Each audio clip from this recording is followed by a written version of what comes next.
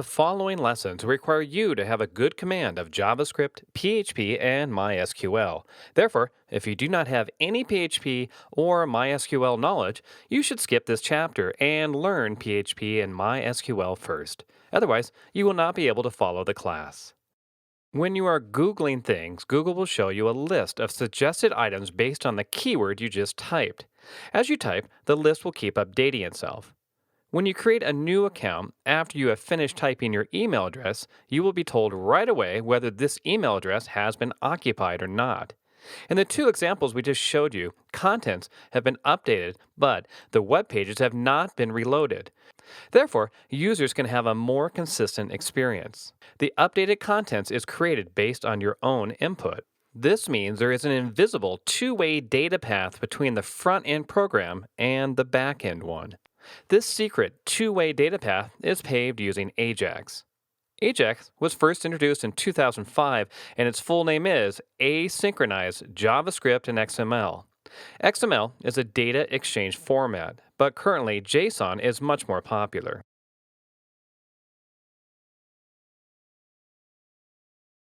We have learned what Ajax is and what it can do for us. In this lesson, we are going to learn how Ajax works.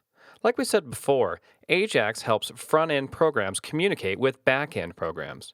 Therefore, a complete Ajax contains at least two parts, one front-end JS file and one back-end file. 99% of the work is done at the JS side. The back-end file usually works as a data interface if a database is involved. Sending data from the front-end program to the back-end program is called sending requests.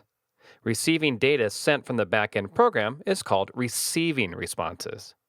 In the following lessons, request means sending data from JS to the back-end file, and response means receiving data from the back-end file. The foundation of Ajax is an object called XML HTTP request. Its properties and methods are what we use to send requests and receive responses.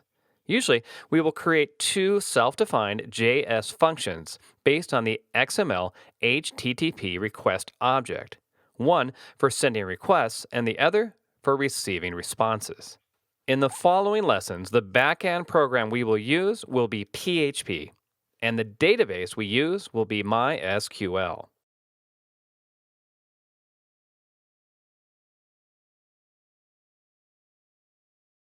In this lesson, we're going to try our first Ajax program.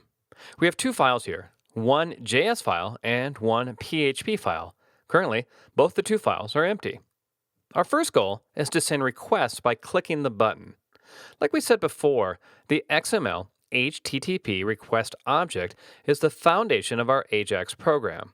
So first, we instantiate the XML HTTP request class and assign it to a variable, Ajax. You can also pick other names. Then, we go to the console table and output Ajax. We can see we now have got the XML HTTP request object. This object contains several properties and methods. In the following lessons, we are going to need properties and methods from this list. The request and response functions are built on them.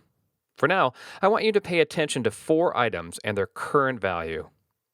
On ready state change, ready state, response text, and status. Currently, both ready state and status are 0. Next, we go back to our Ajax program and define the request until response functions.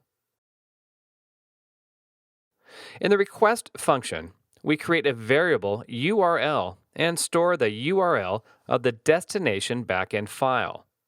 Here, the destination backend file is interface.php.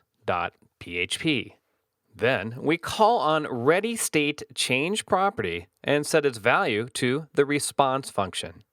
Attention here, no parentheses behind response. If you do not set the onReadyStateChange property, your request will still reach its destination, but data sent by the backend program will not be handled automatically. If your Ajax program does not need any response from the backend program, then you can skip this step. Next, we call the open method. The open method has three arguments. The first one is method name. Its value is either post or get. It controls how your data will be sent. The second argument is the URL of the backend program file. We have already stored this information in the variable URL. The third argument is usually set to true. It controls whether async request is on or not. True means on, false means off. Here we put post, variable URL, and true. We will deal with get method later. Now, the open method is all set.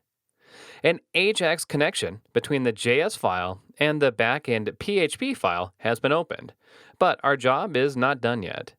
Next, we set the request header method. If you're sending data using post, then the set request header method is vital. Without it, you won't be able to post anything. But if you're sending data using the get method, then there is no need to set this method. The set request header method requires two arguments. The first one is content type. The second one is application /x www form URL encoded. Make sure you type everything correctly.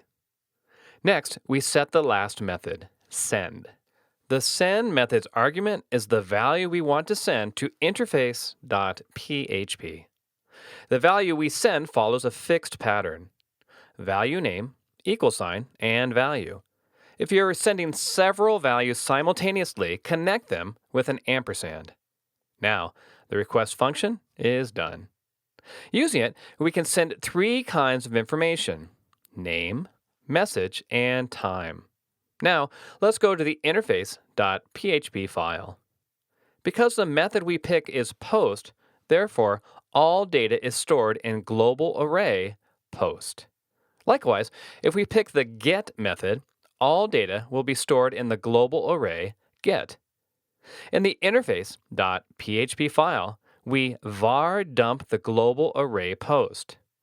In your official Ajax project, you should never var dump anything at the backend file. Here, we only do this to test if the request can reach the backend file.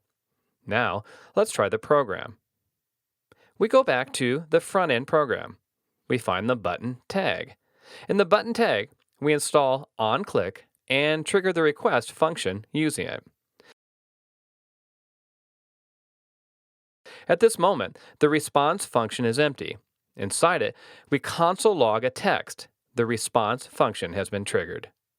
We will learn how to set the response function in the following lessons. Refresh the page and run the program. Click the button.